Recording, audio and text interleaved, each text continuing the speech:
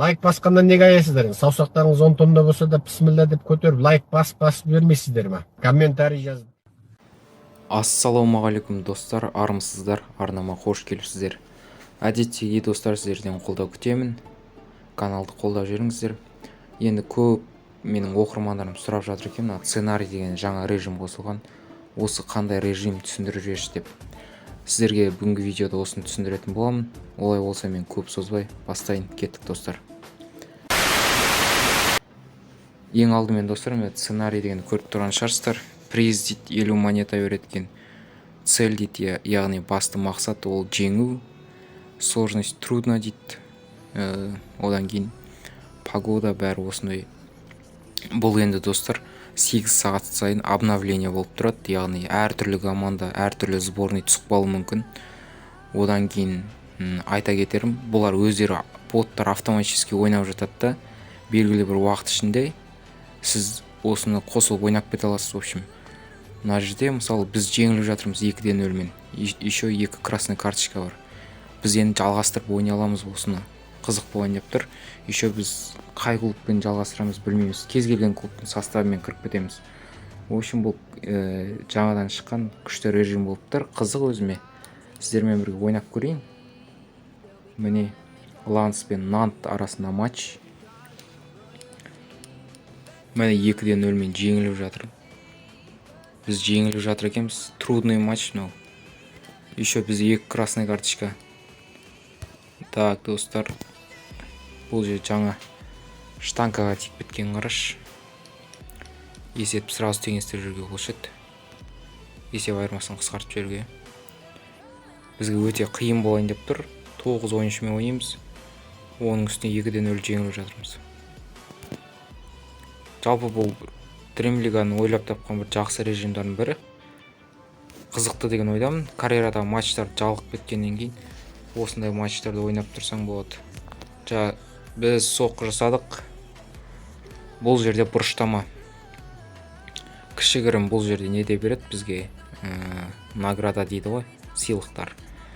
Яғни ақшалай 50 монета, бір лайф дейді ғой, Дремлига лайф онлайн матч ойнаған сияқты. Бұл жерде тағы мен бір байқағаным, Дремлига 23-тегі қақпашылар өте мықты болып кетіпті. Мықты сейфтер жасайды, көп гол сала алмайсың. Бұл жерде біз 3-4 момент жіберіп алдық. Так, Блаш Франковскийден тартып болды топ. Так, бірінші тайм бітіп кетті уже. Біз жеңіліп жатырмыз достар. Жағдайымыз нашар болып жатыр біздің.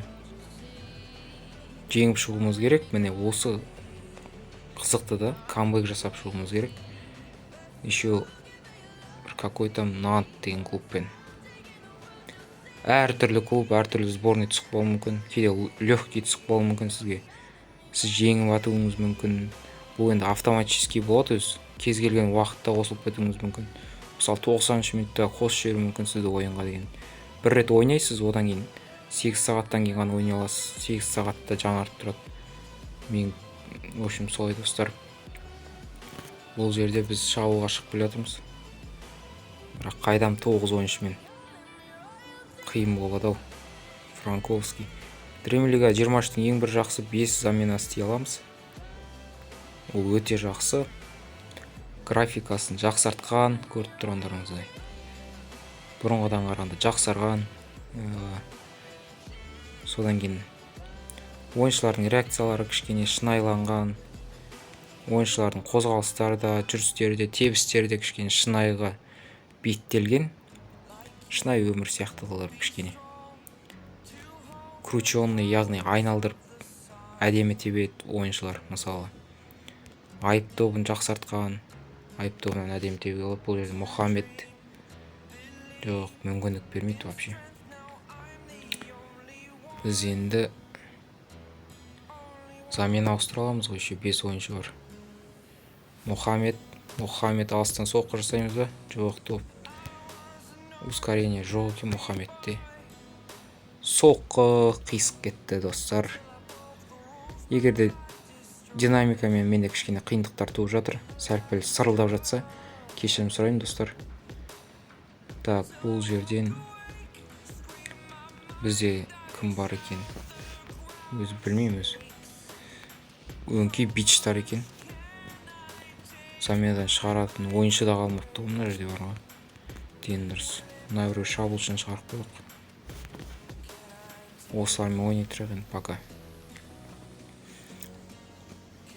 Тым болмаса бір гол салып кетейік. Ұят болып қалмасын. Лаш. Жақсы. Ашылып келе жатып. Не істеді? Ой. Не істедік, достар? Ойыншылар вообще ойнамайды. Ең бір жақсы ойыншылардың деңгейлері өз рейтингтеріне сайда. Төмен рейтингталар болса ойнай алмайды деген сияқты. Анау кішкене шынайлау, кішкене жүгірулерде, топты тарта алмай қалуда, тебуде, соққының жылдамдығы да шынайылыққа кішкене беттелген, бейімделген. В общем, біз бұл матчта жеңе алмадық, қиын болды. Осылай жеңіліп қалдық. Болды, достар, осыны енді 8 сағаттан кейін ғана ойнай аласыздар. Осындай бір адамдар іші пысып кетпесін деп жасап қойған не екен. Енді бұл менің жаңа аккаунтым.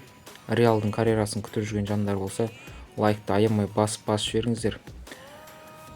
Бүгіндікке осы. Келесі кездескенше сау саламатта болыңыздар.